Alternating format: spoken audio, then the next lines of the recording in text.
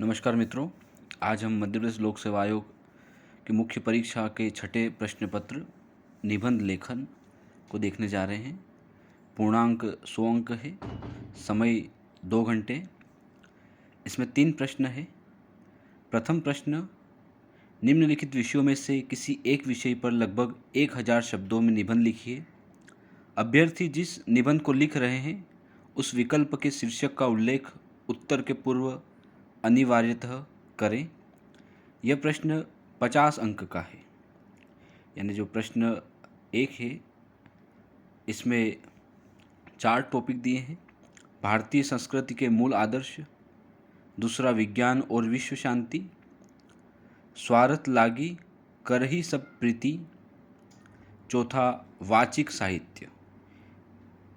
इन 4 विकल्प में से किसी एक पर आपको 1000 शब्दों में निबंध लिखना है। दूसरा प्रश्न है, निम्नलिखित विषयों में से किसी एक विषय पर लगभग 500 शब्दों में निबंध लिखिए।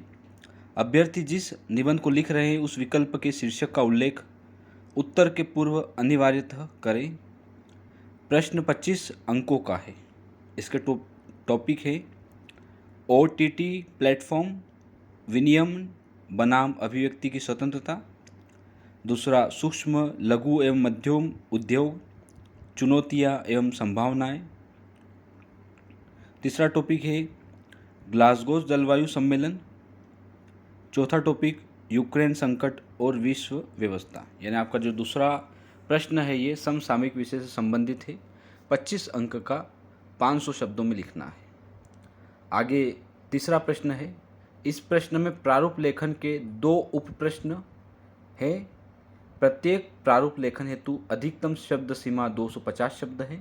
अभ्यर्थी जिस प्रारूप लेखन को लिख रहे हैं उस विकल्प के शीर्षक का उल्लेख उत्तर के पूर्व अनिवार्यतः करें। प्रश्न 25 अंकों का है।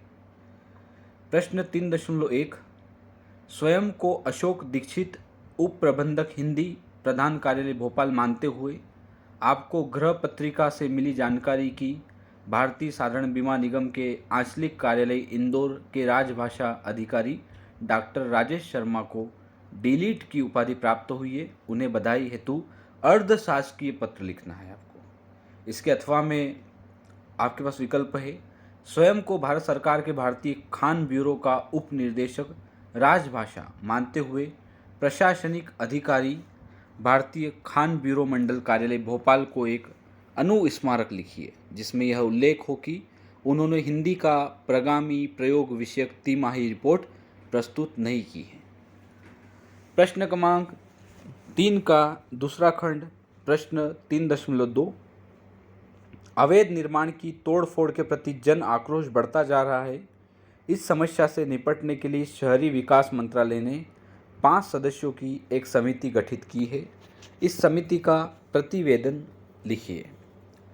इसमें विकल्प है, श्री गोपेश कुमार राजभाषा अधिकारी गृह मंत्रालय, नई दिल्ली के संबंध में प्राप्त गोपनीय आदेश के अनुसार आवश्यक जानकारियां प्राप्त करने हेतु सचिव सतर्कता विभाग द्वारा की गई छानबीन का प्रतिवेदन लिखिए।